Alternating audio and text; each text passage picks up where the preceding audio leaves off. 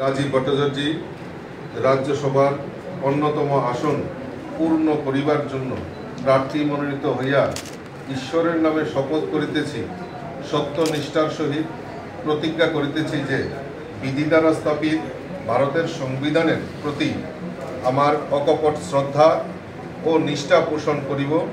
এবং ভারতের প্রভুত্ব ও অখণ্ডত্ব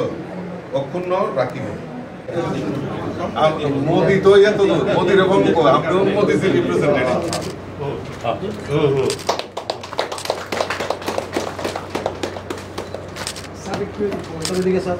পার্টির তরফ থেকে এবং আমাদের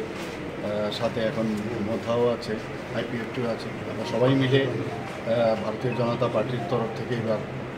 রাজ্যসভার যে ভ্যাকেন্ট পোস্টটা আছে সেই পোস্টে আমরা ত্রিপুরা প্রদেশ বিজেপির মাননীয় সভাপতি শ্রী রাজীব ভট্টাচার্যকে মনোনয়ন দেওয়া হয়েছে এবং আমি আশা করি উনি কৃতিত্বের সাথে যেভাবে সভাপতিত্বের দায়িত্ব উনি করেছেন এবং আগামী দিন যখন উনি নির্বাচিত হবে নিশ্চিত যে ত্রিপুরা রাজ্যের জন্য খুব ভালো কাজ করবেন সেটা আমি নিশ্চিত। এর জন্য আমি মাননীয় প্রধানমন্ত্রীজিকে এবং আমাদের রাষ্ট্রীয় অধ্যক্ষ JP নাড্ডাজি এবং অমিত শাহজিকে, আমাদের মাননীয় হোম মিনিস্টার, ওনাকে ধন্যবাদ দিচ্ছি। আমি আমাকে এত বড় পরিসরে কাজ করার সুযোগ করে দেওয়ার জন্য আমার দেশের যশস্বী প্রধানমন্ত্রী নরেন্দ্র মোদীজি, আমাদের রাষ্ট্রীয় সভাপতি আদরণীয় JP নাড্ডাজি, আমাদের গৃহমন্ত্রী অমিত ভাই শাহজিকে ধন্যবাদ জানাই যে আমার মতো এরকম ছোট কার্যকর্তাকেও এত বড় পরিসরে কাজ করার একটা সুযোগ করে দিয়েছে। আমি সকলের আশীর্বাদ নিয়ে এবং আমাদের রাজ্যের মাননীয় মুখ্যমন্ত্রী থেকে শুরু করে মন্ত্রিপরিষদের সবার আশীর্বাদ নিয়ে আমি এই ত্রিপুরার জন্য যে ডেভেলপমেন্ট ওয়ার্ক চলছে তাকে আরও ত্বরান্বিত করার জন্য আমি সেটা প্রয়াস থাকবে এবং আমাদের যে লক্ষ্য, মাননীয় মুখ্যমন্ত্রীর যে স্বপ্ন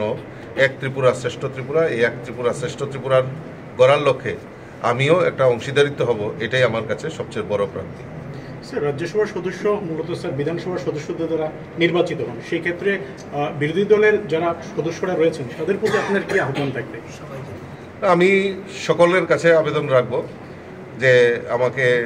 এই একটা সুযোগ, যেহেতু আমি নমিনেশন সাবমিশন করেছি, সমস্ত যারা বিধায়ক বিধায়িকারা রয়েছেন